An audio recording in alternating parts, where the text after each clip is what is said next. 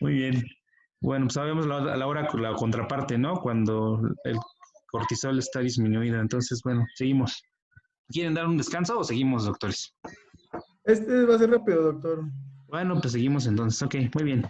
¿Y qué Sí me equipo es? escuchan El todos, otro fue ¿verdad? el 3, ¿verdad? ¿Y ahora qué equipo es? Digo, Somos el equipo equipo Uno, 10. doctor. ¿Qué equipo, perdón? uno. Uno. Ok, perfecto. Muy bien, doctores. Pues ahí continuamos. Ya. Ahí está. Bueno, vamos a omitir varias generalidades de las que ya se habían dado para irnos más rápido, pero bueno, vamos a continuar. Algunas cosas que se tienen que mencionar, que van a servir para la exposición, son que, bueno, es el principal glucocorticoide en humanos, ya sabemos dónde se secreta, y bueno, aquí es importante mencionar que el cortisol va a tener, o sea, uno de los mismos receptores de los glucocorticoides y de los mineralocorticoides. La diferencia aquí va a radicar en el túbulo de la nefrona distal o el túbulo renal distal, ya que aquí va a actuar como cortisona y la cortisona aquí no tiene alguna acción. Esto va a estar mediado por medio de la enzima 11-beta hidroxiesteroide deshidrogenasa tipo 2, que es la que va a convertir el cortisol en cortisona. Ahora bien, Jackie, si quieres explicar aquí el... Ah, bueno, nada más mencioné aquí rápido sobre el eje, que la adenocorticotropina va a ser una, el resultado de otra hormona, la precursora, que se llama propio melanocortina. Y bueno, este de aquí va a generar también a la hormona estimuladora de melanocitos y a la beta endorfina. La importancia aquí de la hormona estimuladora de melanocitos es pues, por las características que suele dar.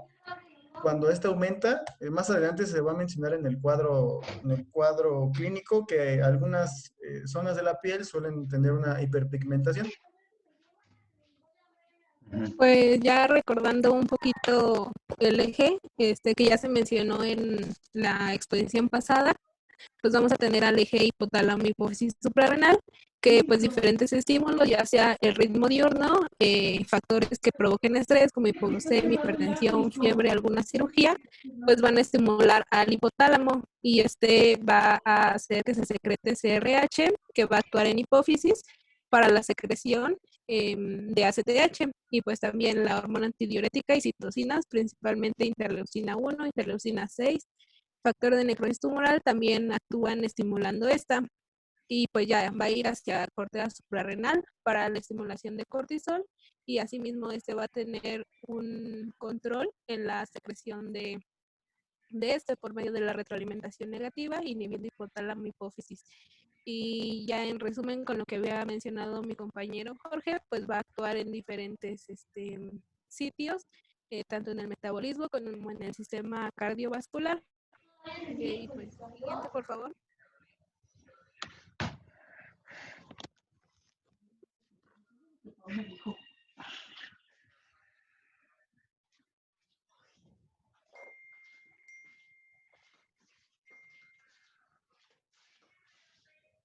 Tu audio, Yael.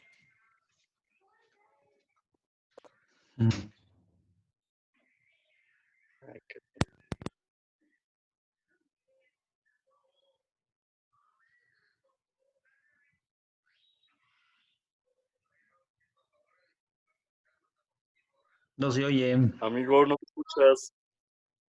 Aún. Mándale un mensajito. Ya, yo ya escuché. Vale, va. Ya él no te escuchas. Repítelo, porfa. Sí, ya, listo. ¿Ya me escuchan? Y ahora sí. Bueno, Simón. está bien. Bueno, entonces vamos a tener aquí la contraparte. Ya no se va a mencionar tanto en las funciones fisiológicas. En la enfermedad de Addison, pues bueno, va a ser todo lo contrario. En el hígado vamos a tener que hay una mayor producción de glucosa hepática y las reservas de glucógeno también van a estar bajas, tanto del hígado como en el músculo, lo cual también nos va a llevar a una debilidad muscular y las reservas del glucógeno, pues bueno, igual están bajas, la excreción urinaria del nitrógeno también va a estar disminuido. Esto como parte en el metabolismo intermedio. Y bueno, también, como sabemos que tiene funciones en el riñón, o en el metabolismo del calcio, vamos a ver que hay un retraso en el crecimiento óseo. Y bueno, pues también la GH va a estar disminuida y podemos apreciar una hipercalcemia. Por el lado de los sistemas endocrinos, vamos a tener que las menstruaciones van a ser escasas, ya que está suprimido la hormona liberadora de gonadotropina por la vía de la CRH opioides. Y bueno, también va a haber una hipoinsulinemia absoluta o también puede ser una hiperinsulinemia relativa. Por otra parte, tenemos respuestas disminuidas de la activación simpatoadrenal. Esto, pues bueno, por el daño que puede presentar en la médula suprarrenal. Por otro lado, tenemos que hay una linfocitosis relativa en sangre periférica, monocitosis en sangre periférica y en granulocitopenia y eosinofilia. Entonces, bueno, como ven, es justamente la contraparte. La anemia también generalmente se relaciona debido a que hay un daño en las células parietales gástricas, ya que cuando la enfermedad es autoinmune suele ser su blanco. Y bueno, lo que se comentaba de la hormona estimuladora de melanocitos, puede haber un oscurecimiento en la piel. Esto, pues bueno, debido a la estimulación. E incluso puede haber vitiligo. Y bueno, vamos a continuar. Puede haber resistencia en el sistema cardiovascular, puede haber una resistencia periférica baja. La hipertensión, va a ser cuando sea ortostática, una hipotensión, perdón. Hipotensión, sí, y esto va a ser parte del cuadro clínico que es importante evaluar. Ahora, en la parte de riñón, en la parte de los electrolitos, vamos a tener que puede haber una hiponatremia, una acidosis hiperpotasémica y, bueno, esto debido a las actividades mineralocorticoides. La ADH o la vasopresina puede estar aumentada debido a los mecanismos como vasoreceptores, debido a una hipovolemia y además, pues lo que ya se mencionó del sistema cardiovascular.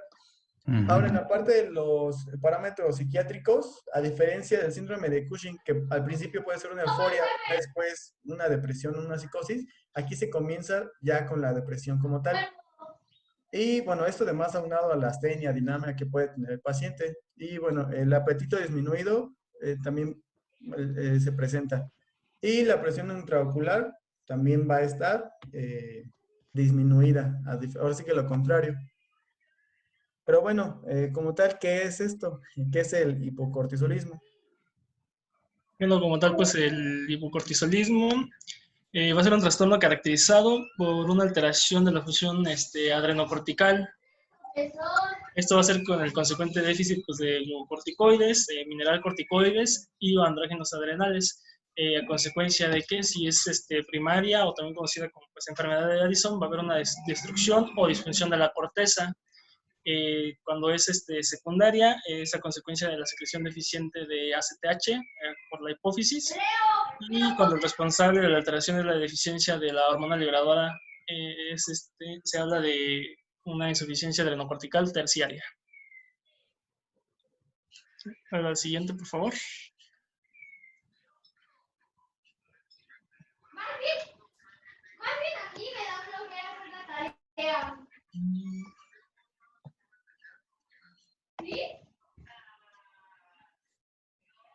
Bueno, en cuanto a la epidemiología, pues de la insuficiencia adrenocortical primaria, tenemos que su prevalencia va a ser de 9.3 a 14 casos por cada 100.000 habitantes, y la incidencia se habla que es de 4.7 a 6.2 casos por millón de habitantes, esto al año. Y en cuanto a la insuficiencia adrenocortical secundaria, su prevalencia estimada es de 150 a 250 casos por millón de habitantes. También es importante tener en cuenta que la terapia con glucocorticoides es la causa más común de la insuficiencia adrenocortical secundaria. Y ahorita más adelante vamos a ver cuál es la principal causa de la primaria. Y en cuanto a su clasificación, pues era lo que les mencionaba. Se va a clasificar en primaria, secundaria y terciaria. Cuando es una insuficiencia suprarrenal pues, primaria, es porque hay una afectación directa en la corteza o en la glándula suprarrenal. Cuando es secundaria, cuando la afectación directa pues va a ser en la hipófisis y nos va a impedir que haya una correcta liberación de la ACTH.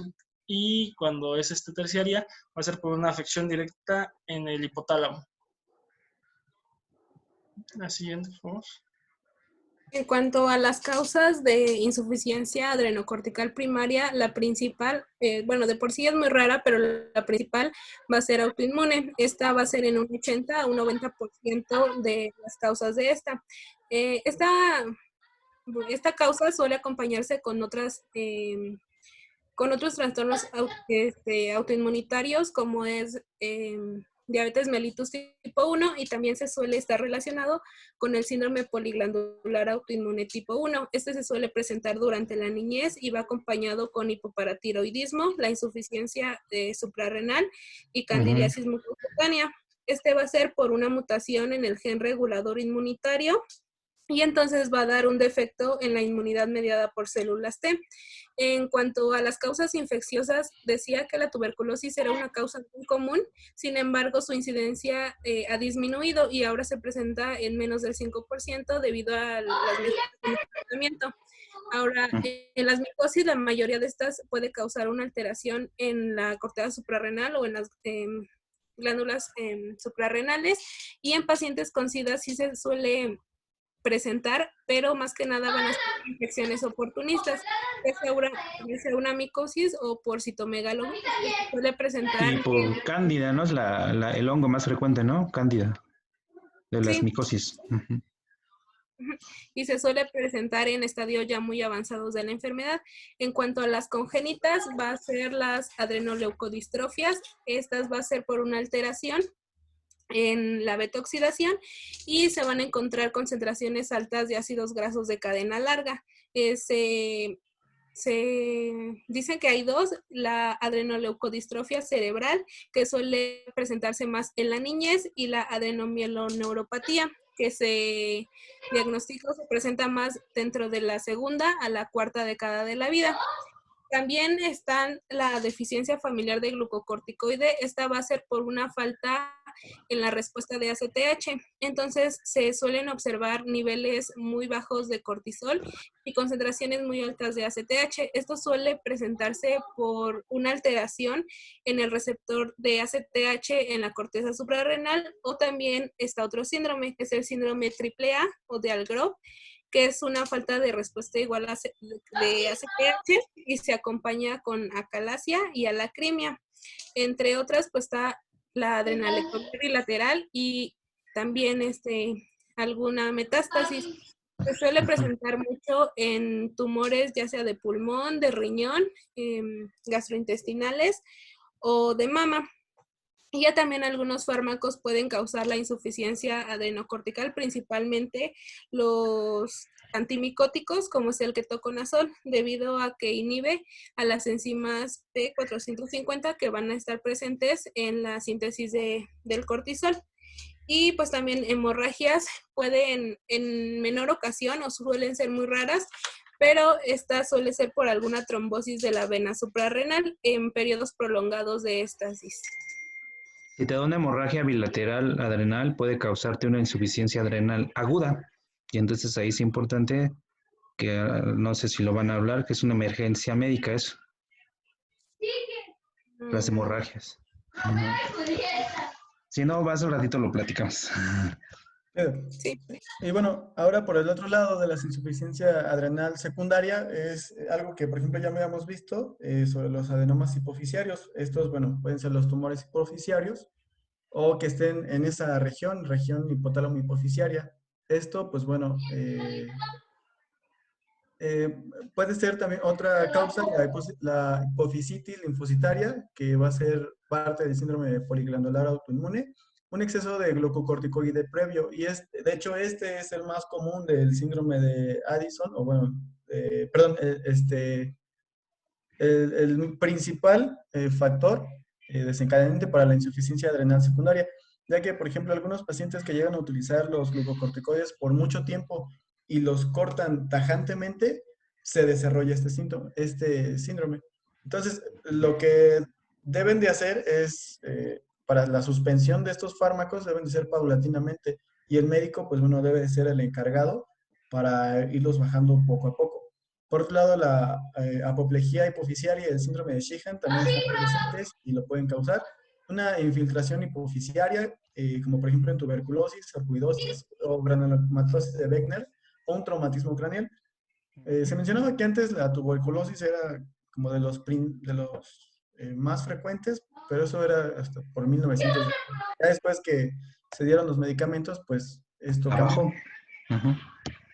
Ahora vamos a entrar acerca de la fisiopatología, pero de la enfermedad de Addison propiamente. Entonces, tenemos que para que este problema surja, debe de haber una destrucción del 90% de la superficie de la corteza suprarrenal.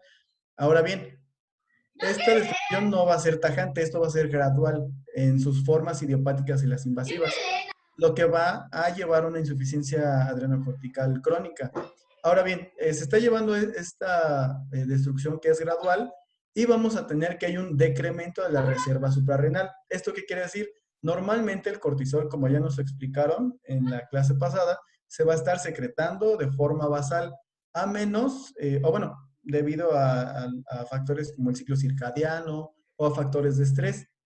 Entonces, cuando hay un factor de estrés que puede ser el desencadenante, va a necesitar de la reserva suprarrenal. Si no la necesita o no se presenta estrés, el paciente puede pasar asintomático, que es como generalmente se da. Pero como este problema va a ser progresivo, vamos a tener que incluso tiempo después, la secreción basal del esteroide ya no es normal, va a bajar. Y es ahí cuando van a presentar con mayor frecuencia los síntomas. Bueno, entonces tenemos que no responde al estrés, el tejido cortical se pierde y ya dan las manifestaciones. Entonces, una vez que el cortisol está bajo, como no hay una retroalimentación al eje, entonces el ACTH va a estar alta, va a estar muy elevada porque no hay quien la frene.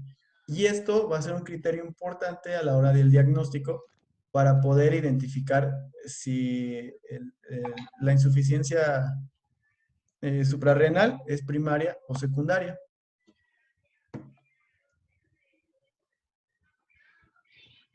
En cuanto a la fisiopatología, bueno, de manera más simple en la secundaria, por lo menos yo así lo entendí, vamos a tener pues un factor estimulador, que en este caso es el estrés, nos va a estimular a lo que es pues el hipotálamo. Al haber esta estimulación, pues va a haber un aumento de lo que es la hormona liberadora de corticotropina. Esta hormona va a estimular a la hipófisis o glándula pituitaria, pero como bien vimos en la insuficiencia secundaria, pues esta va a ser la que va a estar afectada directamente. Entonces, al estar afectada, pues no va a haber una correcta liberación o va a estar bloqueada la liberación de la ACTH, por eso va a haber una disminución. Entonces, al haber esta disminución, ya no va a haber una correcta estimulación hacia la glándula adrenal, y al no haber la correcta estimulación va a haber por lo tanto, pues una disminución de cortisol, y pues al haber una disminución de cortisol, pues ya no se va a estar dando lo que es el feedback negativo o positivo en el eje. Siguiente. En cuanto a su cuadro clínico, directamente los síntomas derivados del déficit de glucocorticoides pues van a ser náuseas, vómito, estreñimiento, diarrea, dolor abdominal. Los pacientes presentan algunos astenia, anorexia, debilidad, cefalea, hipoglucemia.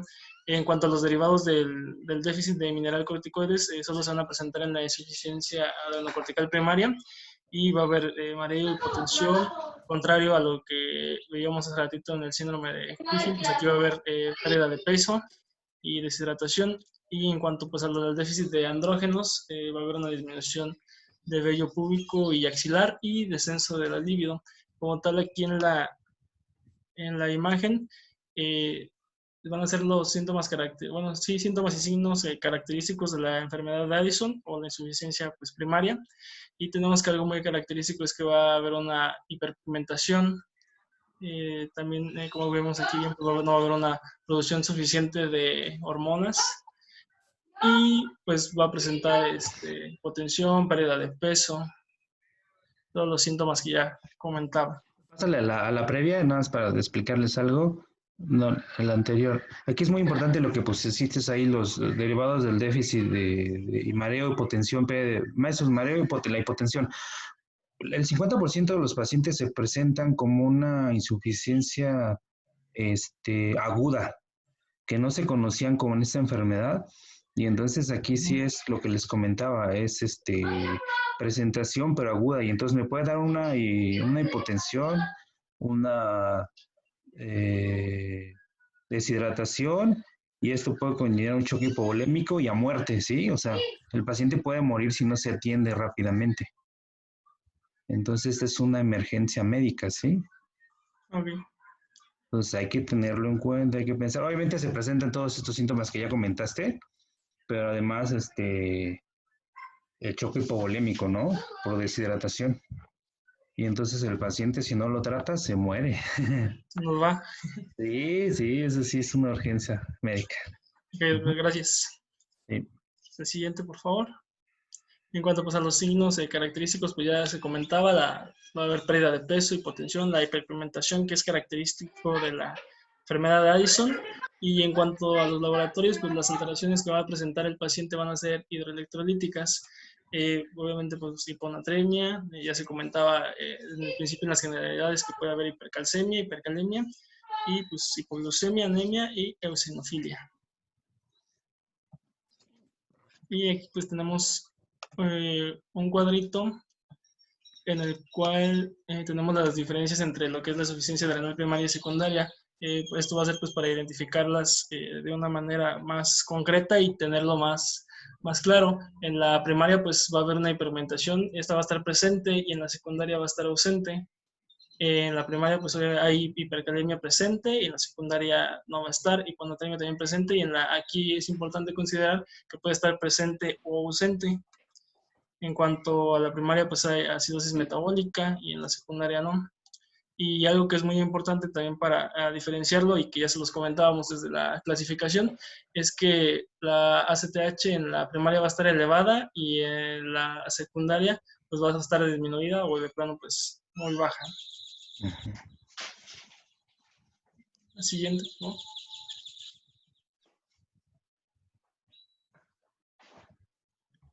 Ahora bien, para el diagnóstico vamos a tener algunas pruebas. De la primera va a ser la prueba de estimulación rápida con ACTH. Aquí lo que se va a hacer, se van a meter lo que es cosintropina, un microgramo, en dosis muy bajas. Esto con la finalidad de tener el estímulo fisiológico para la corteza suprarrenal. Entonces, si aquí tenemos que los valores de ACTH están, bueno, se ven alterados, nos podría ayudar a la identificación de que si es primaria o secundaria.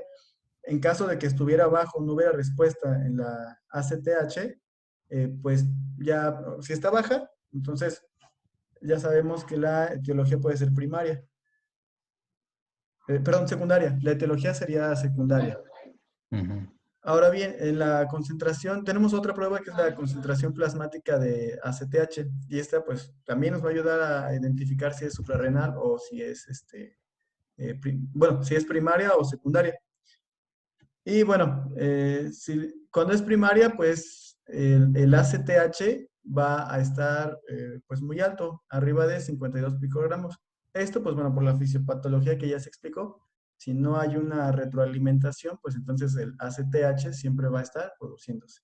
Si hay una otra prueba, es la deficiencia parcial de ACTH, que esta es una prueba nocturna, la cual se va a usar el medicamento metilapona. Y bueno, este se va a utilizar en los pacientes que tienen trastornos hipotalámicos o hipoficiarios. Y bueno, esto se va a usar cuando la hipoglucemia está contraindicada, en aquellos pacientes con terapia previa de glucocorticoide. Y ahora, ¿a qué se refiere aquí la hipoglucemia? Se va a intentar dar insulina al paciente causando una hipoglucemia con el fin de tratar de recrear una situación de estrés. Si esta situación de estrés está presente, pues lo esperado sería que el cortisol se elevara. Sin embargo, bueno, esta prueba ya no es tan utilizada, o al menos lo que reporta la bibliografía, debido a los riesgos que puede causar de hipoglucemia y todos los síntomas. Y bueno, ahora vamos a tener aquí este algoritmo en el cual vamos a tener, si estamos sospechando de insuficiencia adrenocortical, vamos a tener, vamos a dar la prueba de estimulación rápida de ACTH. Es la primera que se va a hacer. Si esta sale normal, ya sabemos que no hay una atrofia suprarrenal, pero bueno, no excluye la reserva de ACTH disminuida. Ahora bien, continuamos con la prueba de metirapona o de la hipoglucemia con insulina. Si esta sale normal, se excluye totalmente la insuficiencia adrenocortical secundaria. Pero si sale anormal, podemos observar una insuficiencia adrenal cortical secundaria. Ahora, regresando un poquito antes, en la prueba de estimulación rápida de ACTH, si la encontramos anormal, podemos pensar definitivamente que está presente la insuficiencia adrenocortical y se va a medir los niveles de ACTH plasmática. Si está alta, podemos confirmar la insuficiencia adrenocortical primaria. Si está normal o baja, podemos pensar en la insuficiencia adrenocortical secundaria. Y bueno, sí, igual, lo mismo, la prueba de ACTH rápida sale normal, pues excluye la insuficiencia adrenocortical primaria. En cuanto a tratamiento, pues los objetivos de este va a ser producir cifras de glucocorticoide y de mineralocorticoide equivalentes a las que se van a alcanzar cuando la función está normal. Como había comentado el doctor, la mayoría de los pacientes suelen diagnosticarse cuando están en una crisis adrenocortical o addisoniana. Entonces, para esto es importante la administración de glucocorticoides, la resolución de la hipovolemia, que se den medidas generales y de sostén y también que se corrija la causa que lo precipitó. Entonces, para el reemplazo con glucocorticoides se recomienda la administración de hidrocortisona, es la que más se recomienda, y puede ser fosfato o succinato sódico de hidrocortisona. Se recomienda 100 miligramos por vía intravenosa cada 6 horas en las primeras 24 horas. La mayoría de los pacientes va a tener resolución a las 12 horas o menos. Y después de esto, cuando el paciente se encuentre estable, la dosificación va a disminuir a 50 miligramos cada 6 horas en el segundo día y así va a ir disminuyendo de manera progresiva hasta que ya se tenga una terapia de reemplazo o una terapia base. Y ya después, igual, en pacientes que se encuentren muy graves o que presenten sepsis o alguna otra complicación, se recomienda que la administración de glucocorticoide aumente desde 200 a 400 miligramos al día.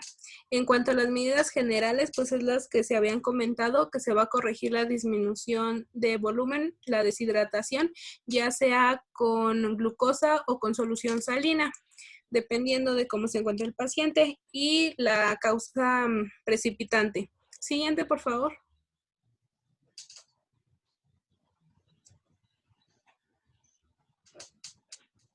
En cuanto al régimen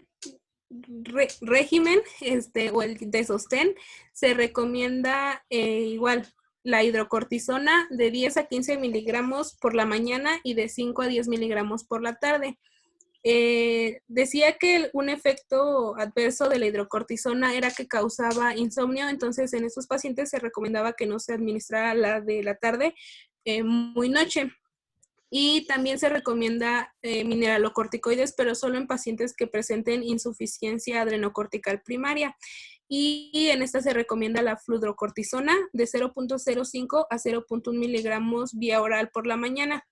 En esta decía que la vida media era muy larga, entonces solo se recomendaba una dosis al día y también que se lleve un seguimiento para ver si la terapia está funcionando. Entonces, con solo signos y síntomas clínicos, podría ver si estaba funcionando en cuanto a los glucocorticoides, porque ya había mejoría del apetito, ya había bienestar, ya no se presentaban signos gastrointestinales como náuseas y vómito. Y para ver si estaba funcionando la terapia con mineralocorticoides, tenía que ser la presión arterial que se encontrara dentro de lo normal, y en cuanto a los rangos o deficiencias o en electrolitos, pues no, estos tenían que estar normales, no iba a presentarse ni hiponatremia ni hipercalcemia. En cuanto al los pacientes pues tienen que tener en cuenta que la terapia ya va a ser de por vida y también que en situaciones de estrés tienen que aumentar la dosis. Y también se recomendaba, ajá, sí, en cirugías o en infecciones también se recomendaba. Ajá, y pues ya que el paciente igual portara un brazalete o un collar por si tenía una crisis addisoniana, entonces ya se pudiera reconocer más fácil y tratarlo. Siguiente. Y pues eso sería todo. Eso es muy importante lo que comentaste, doctora, que los pacientes deben